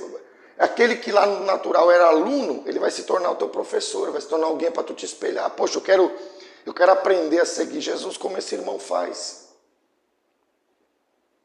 Entende isso? Ah, pastor, mas eu não quero descer. Aí é o problema. Então, tem que escolher. Ou desce aqui, ou desce depois na eternidade lá para baixo e não volta mais. E vai para o lago de fogo. Descer, a gente vai descer. Agora, descer de que jeito? É isso que você vai escolher. Porque descer, você vai. Quando você morre, se Jesus não voltar, você vai para o túmulo. Você desce também. Pega você e bota 7 palmos embaixo do chão. Então você desce. De qualquer maneira, você desce. Você desce aqui. Se não for salvo, desce lá para o inferno. Descer, você vai. Agora a pergunta é, como descer? Eu entendi que o melhor jeito de descer é descer por opção, descer com sabedoria. Como é que a gente desce? Por exemplo, se ajoelhando para orar, estou descendo. Eu prefiro descer na presença do meu rei do que descer lá nas trevas, lá com os perdidos. Porque a Bíblia diz que todo joelho se dobrará, então você não desce, você está bancando...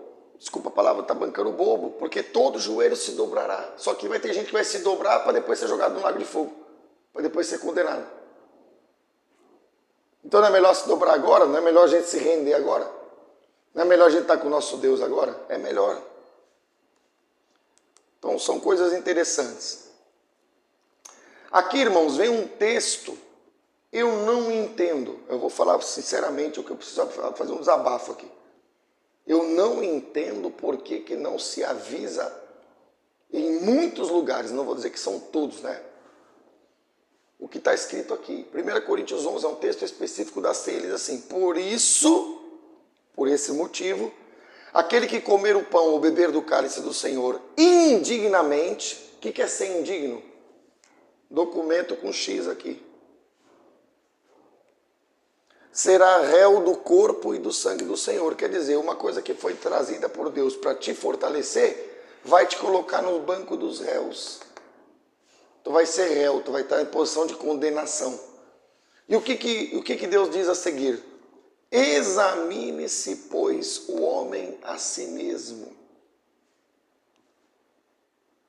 Eu tenho que, na hora de cear, se você não vai na igreja, não tem comunhão, não está no corpo e toma ceia, cada vez que tu faz isso, ao invés de tu ser abençoado, tu está sendo amaldiçoado porque tu está te tornando réu.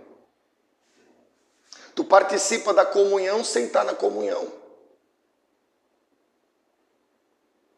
Entendeu? Tu está te amaldiçoando. Preciso deixar bem claro para você. E você vê que antes de Deus levantar alguém para nos dar uma advertência, nós temos que fazer o papel de nos advertir a nós mesmos, porque ele diz assim, ó, examine-se, pois, o homem a si mesmo. Na hora que você está no momento da ceia, você tem que fazer uma análise e pedir para o Senhor, Senhor, me purifica, me liberta, me livra, passa o teu sangue. Se tem algum pecado, se tem alguma coisa que te desagradou, me limpa agora. Depois que você faz esse exame a si mesmo, aí você participa. E assim coma do pão e beba do cálice. Ah não, pastor, eu só tomo a Santa Ceia por desencargo de consciência. Tu está perdido. Tu está perdido, está perdida. Percebeu? Eu fiquei sabendo, irmãos, que tem lugares aí que eles dão a ceia para crianças. As crianças estão até brincando de comer pão e tomar cálice. Isso não é brincadeira, irmãos. O Senhor quer que a gente seja coerente. Não podemos ser indignos. Não podemos ser incircunciso. Temos que ser lavado no sangue do Cordeiro. Esse Cordeiro veio para nos purificar. Aí eu pego o que é santo e misturo com o profano. Deus vai me vomitar. É o que está em Apocalipse. Olha a promessa que Jesus fez. João 14,3. E quando eu for e vos preparar lugar, voltarei e vos receberei para mim mesmo, para que onde eu estou, estejais vós também. Então ele está falando de onde ele quer nos levar. Essa aqui é a principal bênção. Pastor, eu quero as bênçãos de Deus. Pode buscar. Entendendo que agora o evangelho completo, ele tem a bênção, mas ele tem a escola. Ele tem a promessa, mas ele tem a necessidade de ter aprovação. Acho que isso está ficando claro para todo mundo aí. Eu tenho que ter o conhecimento do escrito, mas eu tenho que permitir que Deus inscreva ele dentro de mim. E isso acontece muitas vezes pela dor. Aí vai Jesus cumprir essa maior promessa. Ele vai preparar um lugar, né? E ele estando lá, nós vamos poder estar com ele, né? Nós vamos poder nos reunir com o nosso Jesus. E aí ele continua dando algumas instruções acerca da ceia. Ele diz assim, quando, pois, vos reunis no mesmo lugar... Ó, aquele versículo que eu falei de Atos, mas não aparece só lá. 1 Coríntios 11, no texto da ceia diz, quando vos reunis no mesmo lugar, significa que há sim uma necessidade, por um outro texto que está nos confirmando, de estarmos junto dos irmãos. Acho que deu para entender. Não sou eu. Pega a tua Bíblia e veja se está escrito no texto da ceia. Não, pastor, eu tomo a ceia. Eu vou na igreja lá no dia da ceia e tomo a ceia. Mas você não tem comunhão. Você não está envolvido com ninguém. Né? Então não é ceia. Que ceia que é essa, né? Aí ele diz, não é a ceia do Senhor que comeis? Porque se comerdes, cada um toma antecipadamente a sua própria ceia. E há quem tenha fome, Ao passo que há também quem se embriague. Aí Deus está mostrando para nós que se a gente não tiver nesse conceito da comunhão, a gente toma a nossa própria ceia. Em outras palavras, a gente está alheio ao reino e à vontade de Deus. O versículo seguinte confirma isso. Assim, pois, irmãos meus, quando vos reunis para comer, olha agora, esperai uns pelos outros. Por que eu tenho que esperar? Para que eu não tome a minha ceia, porque a ceia não é minha, a ceia é do corpo. Na igreja eu faço assim, né? E há tempos que eu aprendi assim. Eu falo para os irmãos levantar o elemento e eu falo assim, todos estão com o elemento? Amém? Aí eu falo, pode participar. Isso não é porque eu quero mandar ou subjugar os irmãos, não. É porque um tem que esperar pelo outro. Para que todos nós comamos juntos, é o que está aqui, para que não seja uma ceia minha, seja uma ceia do corpo. Então é importante isso daí. A prescrição de Êxodo diz que o cordeiro tinha que ser sem defeito. Macho de 1 ano, podereis tomar um cordeiro e um cabrito. Isso aqui é o que a lei pedia, no Velho Testamento. Jesus diz em João 8,46, quem de dentre vós me convence de pecado? Se vos digo a verdade, por que razão não me credes? Ou seja, a lei pede algo sem defeito e Jesus diz, quem é que vai fazer eu pecar? Eu não peco. Então Jesus é aquele único capaz de cumprir o que a lei exige. Aqui é aquele versículo que fala do início da caminhada, né? Cada um tem que tomar o cordeiro para si, no início. E no versículo 6, ele diz, e o guardareis até o 14º dia deste mês, e todo o ajuntamento da congregação de Israel o imolará no crepúsculo da tarde. Aqui tem uma coisa que eu quero trazer para vocês, rapidamente, mas dá para a gente entender. O versículo número 3 diz que no dia 10, eles tomavam o cordeiro. Cada um tomava para si. Então, o cordeiro, né, vou até escrever aqui, acho que aqui já foi compreendido, não preciso mais deixar aqui para a gente poder registrar. O cordeiro, ele era selecionado, tomado no dia 10. O versículo 6, eles guardavam até o 14º. Então ele é tomado no dia 10 e ele era guardado até o dia 14. Se você fizer uma conta rápida, esse dia aqui, esse dia não era completo, porque quando entrava no 14 eles faziam o holocausto, você vai ver que vai dar 3 dias, né? Porque o 14º não era completo. Então vai dar 3 dias. Por que é importante isso? Porque se você olhar aqui, você vai ver um cumprimento profético, porque eles guardavam até o 14º. Quer dizer, o cordeiro ficava 3 dias vivo. Como Jesus veio na cruz para nos substituir, Jesus também ficou 3 dias morto. Só que aqui eles guardavam vivo, só que Jesus ficou 3 dias morto. Ou seja, o contrário. Então significa que Jesus estava fazendo algo de modo contrário, porque ele estava fazendo no seu sacrifício uma obra não por ele, mas por nós. Então, eles guardavam, para a gente entender, eles guardavam 3 dias o cordeiro vivo. No 14º, quando entrava no 14º, eles matavam. Ficava 3 dias vivo. Jesus ficou 3 dias morto. Por quê? Porque o cordeiro que Jesus foi na cruz, ele não morreu por si mesmo. Ele não tomou aquilo por causa dele, foi por causa de nós. Então, por isso que está ao contrário, né? Então, eu creio que está dando para entender. E aqui tem um negócio, né? Nós vamos pegar isso aqui. O dia 10 e o dia 14, na cultura judaica, na Bíblia, o dia não começava pela manhã. Nós do Ocidente, o dia começa de manhã. Para o judeu, segundo a prescrição, o dia começa quando começava a entardecer, quando começava a anoitecer. Por isso que diz aqui em Gênesis, né? Chamou Deus a luz dia e as trevas noite. Houve tarde e manhã. Versículo 8, tarde e manhã. Versículo 13, tarde e manhã. Então, a descrição de Gênesis mostra que o dia começava também ao contrário. Não é pela manhã, é pela tarde. Então isso está dando para entender.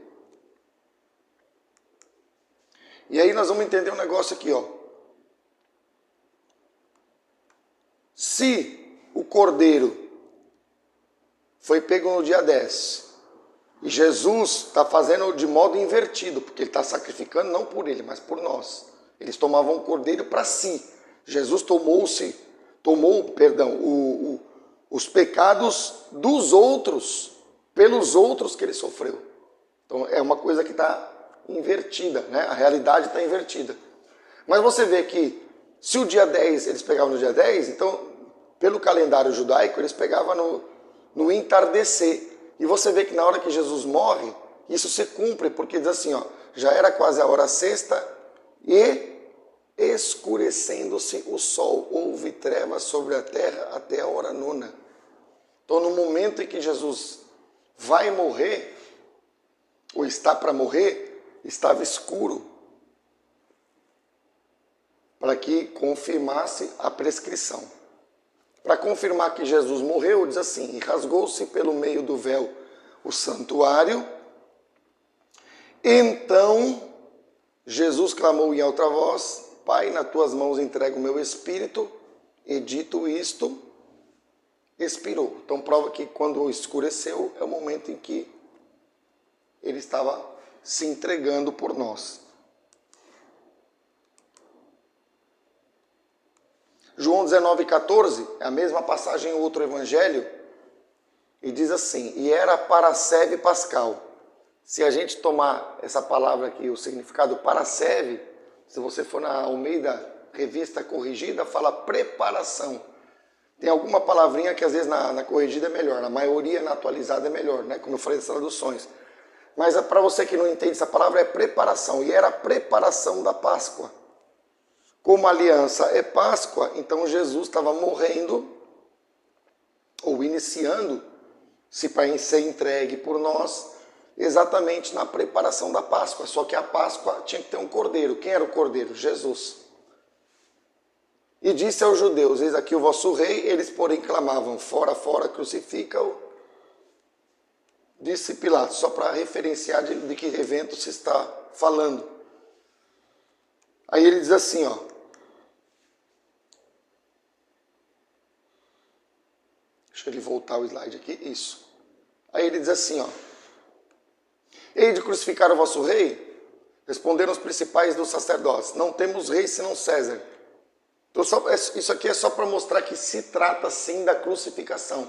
Jesus estava sendo entregue no momento da preparação da Páscoa. Por quê? Porque toda Páscoa tem um cordeiro, e ele era o cordeiro, só que era um cordeiro definitivo nesse sentido.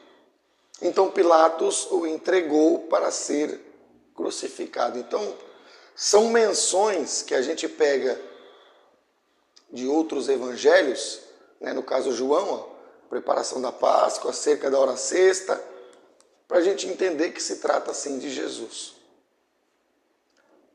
Agora nós vamos confirmar algumas outras profecias, né? Algumas profecias. Êxodo 12, 46. O cordeiro há de ser comido numa só casa.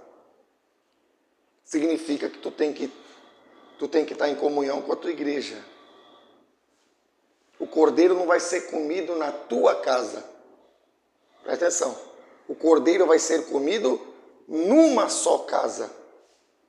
Significa que além de eu estar no meio da igreja, eu tenho que estar em acordo. Eu não vou entrar numa igreja onde eu não creio nos princípios de fé daquele movimento, daquela instituição. Então eu tenho que estar dentro de uma só casa, E eu tenho que estar ligado ao corpo de Cristo. E aqui dá para entender que a ceia não é da igreja, a ceia é do Senhor. Então, por exemplo, se eu tenho os irmãos aqui, se, por exemplo, eles forem numa igreja, que não é a minha aqui, não é essa nossa aqui, e eu entender que aquela igreja é de Deus, por exemplo, ele está em outra cidade e não pode tomar ceia porque ele está lá na outra cidade, e ele me perguntar, pastor, essa igreja aqui é de Deus? E eu entender que aquela igreja é de Deus, porque lá no céu não vai ter denominação, lá no céu vai ter um rebanho santo. Aqueles que forem aptos vão subir, né? E aí eu autorizar, ele vai lá e naquela casa é como se ele estivesse aqui, porque lá, se participando do mesmo Espírito que eu participo aqui com Cristo, então eles também têm a autorização para poder ceiar lá. Caso contrário, também não pode ceiar. Porque se é numa só casa e eu entendo que aquela casa não serve aos propósitos e aos princípios que eu creio como líder, então o irmão não deve ceiar lá. Então eu tenho que entender isso aí. Por que acontece, irmãos? Colocando assim numa palavra simples para a gente concluir. As pessoas pensam que tomar ceia é ele Deus. Quando, na verdade, eu tenho que ter comunhão com meu irmão e eu tenho que ter comunhão com meu pastor. Pastor, é verdade isso? É, porque se Jesus estava com os 12 não andavam onde Jesus andava. Jesus ia, os 12 iam atrás. Significa que eles tinham comunhão com Jesus. Jesus tem muitos títulos, muitas atribuições. Uma delas é que ele era pastor. Então eu não posso participar da ceia numa igreja onde eu não estou nem aí para o pastor e não estou nem aí para os irmãos. Então eu tenho que estar em comunhão com os irmãos e também com o pastor. Né? Então eu tenho que entender isso aí. Aí vem as profecias. Vamos pegar algumas profecias aqui para a gente meditar. Ele diz que da sua carne não levarias para fora da casa. Né? A gente entende que depois que os elementos são consagrados, a gente tem que, depois, se não for utilizado, a gente tem que descartar. Da sua carne não levareis para fora da casa. Quer dizer, não pode ter outro tipo de utilização. Porque lá no tabernáculo, quando a coisa era feita, Deus mandava queimar o que não era aproveitado, queimava e era tirado para fora. Não era mais utilizado. Então, a gente entendeu isso de Deus. E aí vem uma profecia. Nem lhe quebrarei osso nenhum. Então tinha uma profecia que o osso não poderia ser quebrado do cordeiro. Aí o Salmo 34 fala a mesma coisa. Muitas são as aflições do justo. O que é aflições? Tá vendo? Aflição tem a ver com dor. Tá vendo que não é uma coisa isolada na Bíblia? Muitas são as aflições do justo, não é do crente. Tem gente que é crente, mas não é justo. Mas o Senhor o livra de todas.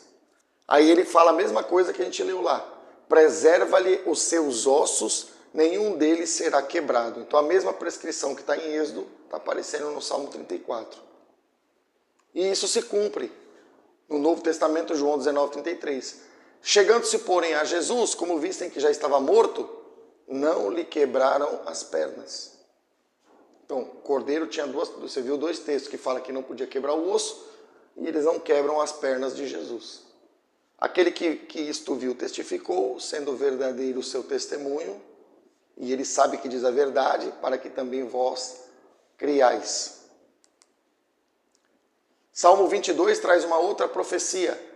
Cães me cercam, uma súcia de malfeitores me rodeia. Os que estavam à volta de Jesus eram os malfeitores, que eram os romanos, né? Os romanos e os acusadores que levaram ele para a cruz. Então isso aqui se cumpriu. Transpassaram-me as mãos e os pés. O que aconteceu com Jesus? As mãos foram transpassadas e os pés também.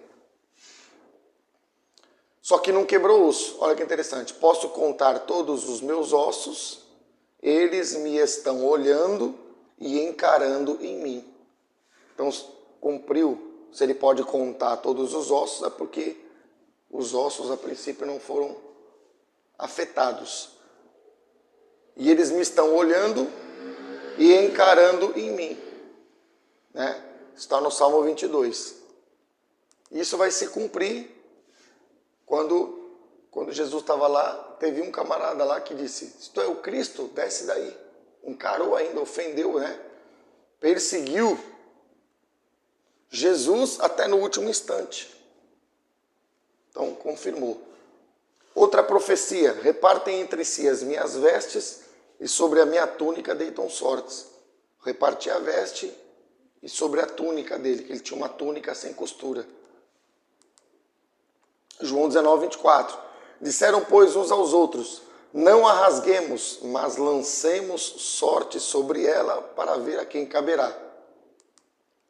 Para se cumprir a Escritura. Você leu lá no Salmo 22, é isso que se cumpriu. Repartiram entre si as minhas vestes e sobre a minha túnica lançam sortes. Exatamente como no Salmo 22 que a gente viu. Assim, pois, o fizeram os soldados. Interessante que diz, para se cumprir a Escritura. Né? Então você vê que a Escritura profetizou, através do Salmo lá, 22, e a Escritura se cumpriu, né, na vida do Senhor. E outra vez diz a Escritura, eles verão aquele a quem transpassaram. Isso ainda vai se cumprir. Né? No dia que Jesus voltar, a Bíblia diz que todo olho verá. Todo joelho se dobrará e toda língua confessará. Crente, não crente, demônio, desviado, ímpio, incrédulo, tudo vai confessar. Inclusive aqueles que transpassaram Jesus também vão ter que encarar, né, para depois serem condenados. Apocalipse 5:2. Vi também um anjo forte que proclamava em grande voz: quem é digno de abrir o livro e de lhe desatar os selos. Duas realidades nós podemos entender. A primeira, o anjo proclamava em grande voz. Tem gente que diz assim, ah, pastor, Deus não é surdo. Né? Pessoa que não gosta do movimento pentecostal, claro que nem tudo que está no meio pentecostal é correto. Mas se a gente crê no carisma do Espírito, se a gente crê no Pentecoste bíblico, as emoções humanas fazem parte do ser humano. Aí, não, mas Deus não é surdo. Usa um texto lá, não sei, acho que é de Efésios, que Deus não gosta da gritaria, fala dos frutos da carne. Mas uma coisa é você viver gritando, outra coisa é você se manifestar em grande voz. Porque se fosse assim, o anjo está pecando, porque proclamava em grande voz. Então tem gente que não gosta de que o ministério fale mais alto, mas é porque ele não gosta, porque é uma coisa que ele não está envolvido com as coisas de Deus. Porque quando você se alegra sobremaneira sobre qualquer coisa, você se exalta. Você imagina João Batista pregando no deserto, você acha que ele falava baixo? Cheio de religioso, cheio de judeu fariseu? Você acha que ele falava assim, raça de víboras, num tom assim ameno?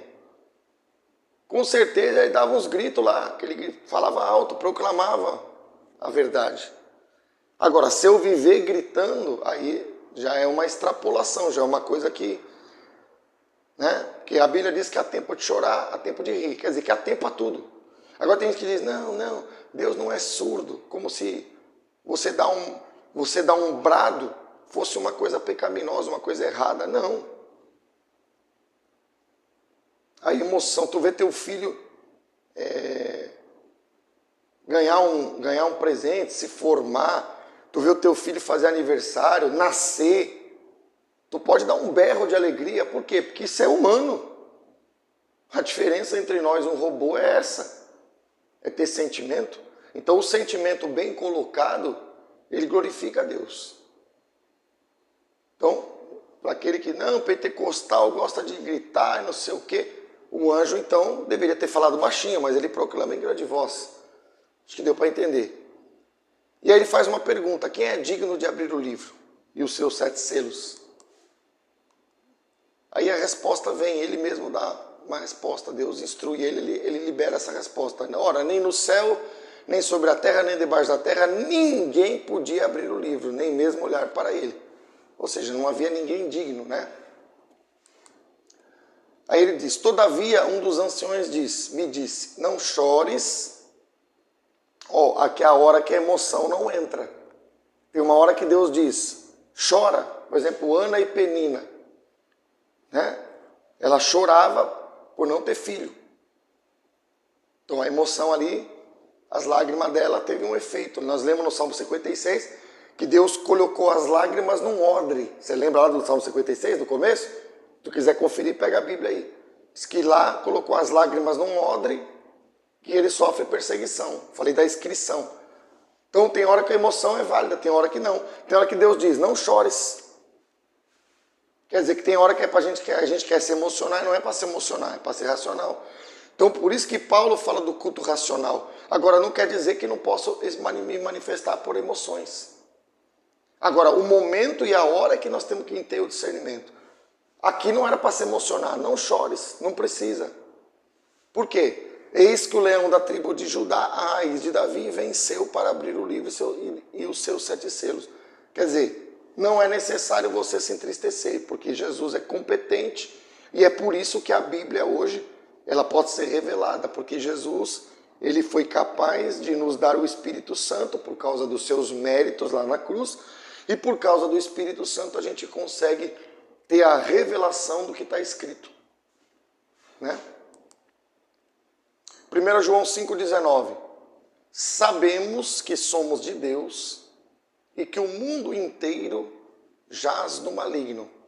Aqui eu quero parar para fazer uma breve reflexão com você. Você viu aqui que dor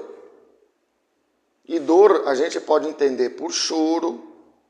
Vou colocar mais um item aqui. Não, pastor, mas lá falou para não chorar. Naquele momento. Como é que você prova isso para mim, pastor? João, se não me engano, é João 8,35 ou 11,35. Jesus chorou quando Lázaro morreu. Então, se ter emoção é pecado, então Jesus ali pecou. Mas a gente leu que Jesus perguntou em João, capítulo 8 também. Quem de vós me convence de pecado? Se falo a verdade, por que não me credes? Quer dizer, ninguém me convence de pecado. Eu sou santo. Eu sou puro. E naquele momento lá, quando Lázaro morre, ele chora. Então tem hora que o choro faz sentido sim. Mas tem hora que não faz. Quando discernir? Justamente, temos que entender a hora e o momento. Momento de alegria, o sentimento vai aflorar. Momento de uma decisão espiritual, o raciocínio vai ter que aflorar. O Espírito Santo tem que dar um discernimento para nós tomar uma decisão ciente do que Deus quer. E aqui ele diz assim, sabemos que o mundo somos de Deus, nós somos de Deus. Por que nós somos de Deus, pastor? Porque nós estamos aqui, ó. Nós estamos na aliança, nós estamos participando da mesa, nós temos documento, porque nós temos a inscrição, lembra? Só que o mundo já está no maligno. Significa que não dá para viver um evangelho, vou colocar aqui do ladinho, não dá para viver um evangelho da mistura. Pastor, como assim? Não dá para viver da mistura porque nós somos de Deus. E o mundo inteiro, é geral, universal, já está no maligno. Então, nós temos que nos separar. Fazer uma linha divisória aqui, ó. Para cá, por exemplo, é o mundo, para lá é Deus. Ou para lá é Deus, para cá é o mundo. Tem que haver uma diferença. Você já reparou que nesses chamados shows gospel, nós estamos mais parecidos, botam luz, não sei por que Deus está mandando falar disso, botam fumaça, botam palco, isso está mais parecido com o mundo do que o mundo se parecendo com nós. Você não vê um show de rock parecido com uma igreja, você não vê. Você não vê lá no Rock in Rio, eles colocando cadeira, que nem a gente tem aqui, um monte de banquinho, e uma liturgia, e uma pregação, você não vê. Porque eles não querem se parecer com nós. Por quê? Porque eles estão lá na deles. Agora você está vendo, eu estou vendo, uma igreja que está misturando. No domingo ela está na igreja dando glória a Deus. Na quarta-feira, na quinta está na balada. Na sexta está no baile e no domingo está na igreja de novo. Está trazendo o que o show do mundo faz, está botando dentro da igreja. Deus está deixando bem claro, ou você é de Deus, ou você vai ficar no maligno. Ou você tem documento, ou você não tem. Ou você entende, aceita, encara que a dor faz parte para a escola do Espírito existir e você precisa da aprovação, ou você abandona isso aqui tudo e vai para o mundo. Invalida a aliança. Por isso que o tema da lição aqui é pão da aliança, porque as pessoas estão achando que dá para viver as duas realidades. Não dá, irmão. Olha lá, tem que estar com Jesus na mesa, não pode misturar. Por que Jesus andava com os 12 pertinho? Porque os 12 estavam mais santificados que a maioria. Por que tinha gente que recebia até bênção de Jesus? Né? Jesus curou 10 leprosos. Olha só. Dos 10, um voltou para agradecer. Quer dizer que ele teve um milagre, ele teve a bênção, mas ele não teve a gratidão. O que é gratidão? A oferta. Como assim, pastor? Gratidão é oferta. Quando eu louvo a Deus na igreja, eu não louvo a Deus para Deus me salvar. Deus já me salvou. Se eu já aceitei, eu já fui salvo. Isso é um dom, isso é uma graça. Ele já entregou para mim o que eu precisava para ser salvo. Ele pagou pela minha vida, já estou salvo. Tenho que permanecer agora. O que eu faço na igreja, a oferta que eu dou no louvor, por exemplo, que eu estou dando um exemplo aqui específico, eu dou uma oferta para agradecer o que ele fez por mim, que eu nunca poderia fazer por mim mesmo. Eu não vou pagar a salvação quando eu dou um louvor da igreja para Deus, porque eu não tenho como pagar. Porque o preço para mim é inalcançável. Então por isso que Jesus teve que vir. Mas eu posso não conseguir pagar, mas eu posso demonstrar que aquilo que Jesus fez valeu. O muito obrigado, Jesus, através do meu louvor, é a oferta. Gratidão, aprende isso. Gratidão e oferta andam juntas. São sinônimos.